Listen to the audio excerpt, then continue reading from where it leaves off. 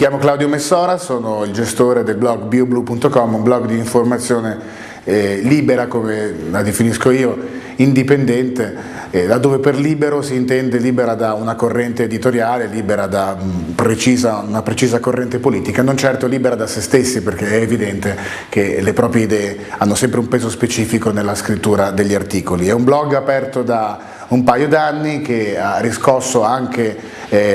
l'approvazione in alcuni ambiti, con alcuni premi anche importanti, che sconta però, nella mia esperienza ormai in tutto questo tempo, il problema della rete italiana, che è una rete dove si nega la possibilità di essere interrelacciati, interconnessi a una larga parte della popolazione italiana, negando 800 milioni per lo sviluppo della banda larga, proprio mentre negli altri paesi europei invece la rete e la connettività viene sancita come un diritto fondamentale dell'uomo. È una regione, la nostra italiana, dove c'è anche molta analfabetizzazione informatica, la gente banalmente ha dei problemi anche a registrarsi su un blog, a ricevere le newsletter, quindi in questa condizione il modello con il quale un blog professionale, diciamo, cioè un blog che ti impegna nell'attività lavorativa tutto il giorno e non magari le solite 2 ore serali, è un modello difficilmente sostenibile che sta cominciando a pesare. Tra le cose di cui si è occupato il blog molto a fondo c'è stato sicuramente la situazione del terremoto abruzzese, che tra gli altri problemi ha scontato un forte indice di disinformazione prima del terremoto, quando passava il tormentone che andava tutto bene nonostante lo sciame sismico fosse qualcosa che andava avanti da mesi e che avrebbe preoccupato chiunque, nonostante nessuno avesse mandato degli ingegneri con un martellino a controllare che le abitazioni fossero in grado di reggere a un eventuale urto.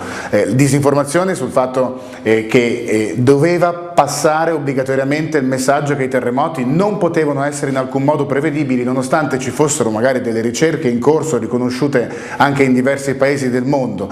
Disinformazione che è continuata il 31 di marzo, quando si è riunita la Commissione Grandi Rischi all'Aquila, composta da alti profili istituzionali come Bertolaso, Boschi, il sindaco Cialente dell'Aquila, c'era Bernardo De Bernardini, vice capo della Protezione Civile,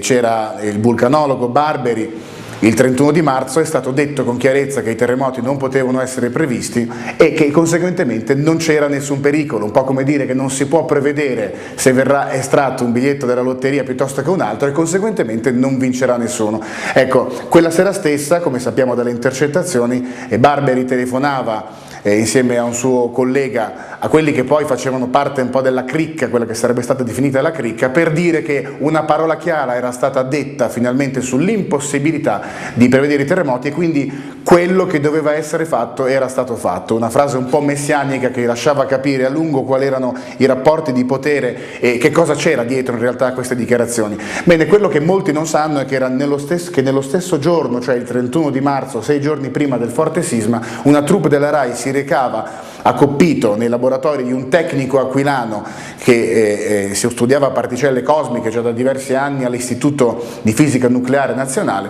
per intervistarlo. Questo tecnico aquilano aveva messo a punto da 10 anni un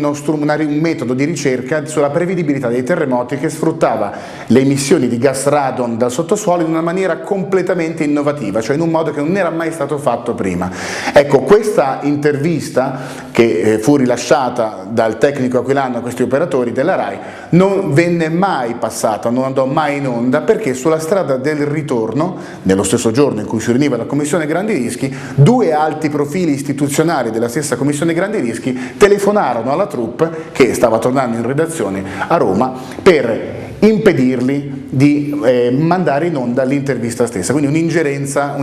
uno sgambetto, ancora una volta, dell'informazione autoritaria che decide che cosa i cittadini debbano ascoltare e che cosa invece non debbono ascoltare, mentre l'atteggiamento corretto a mio parere sarebbe stato quello di mettere la voce di un ricercatore molto noto nell'Aquilano e in tutta la regione Abruzzo, seguito da decine di migliaia di persone, e di fianco la voce di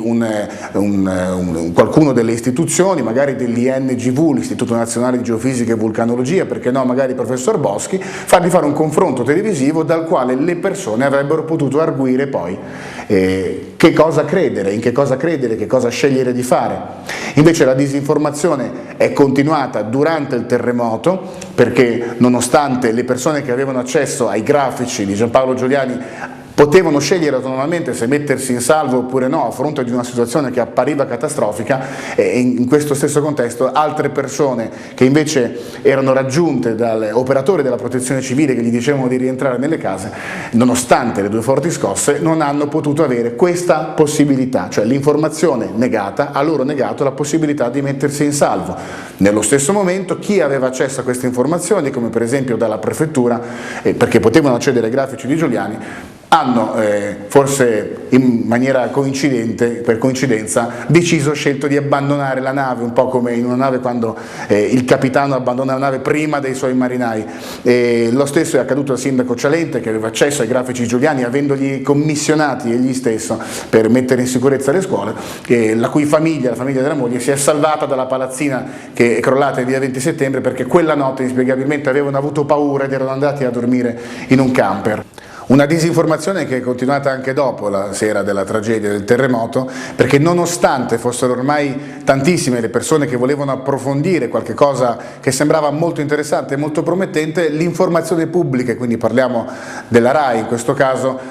ha deciso comunque di continuare in questa situazione un po' omertosa. Mi riferisco a trasmissioni di approfondimento e divulgazione scientifica, come per esempio Super Quark, che facendo speciali sul terremoto manda delle troupe, magari in America con tutti i costi che si possono immaginare, a intervistare ricercatori che narrano di tecniche obsolete applicate 20 anni fa per poi dedurne che non erano approdate a nulla di buono, e non manda un operatore con una telecamera in mano a intervistare un tecnico che era stato ascoltato, perché è stato ascoltato recentemente al più importante convegno sui terremoti di San Francisco, mi riferisco all'Agu Fall Meeting, e recentemente anche al suo omologo europeo, l'EGU di Vienna. A fronte di questa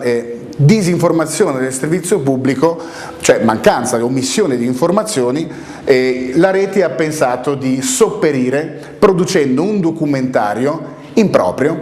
e tramite la contribuzione volontaria di microdonazioni di tanti microsostenitori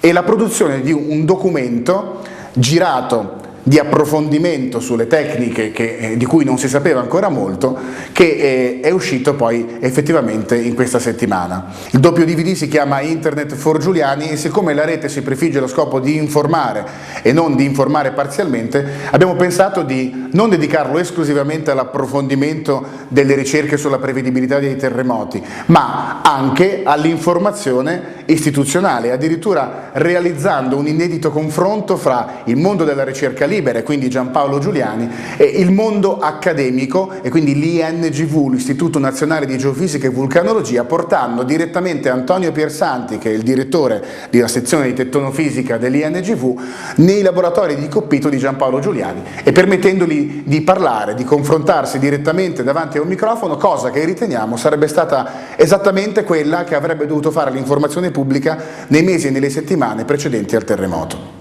Ecco, io ritengo che produzioni di questo tipo dal basso possano rappresentare un nuovo modo di fare informazione e magari anche il modo migliore per sostentare le attività dei blog che in Italia cercano disperatamente al momento di sopravvivere.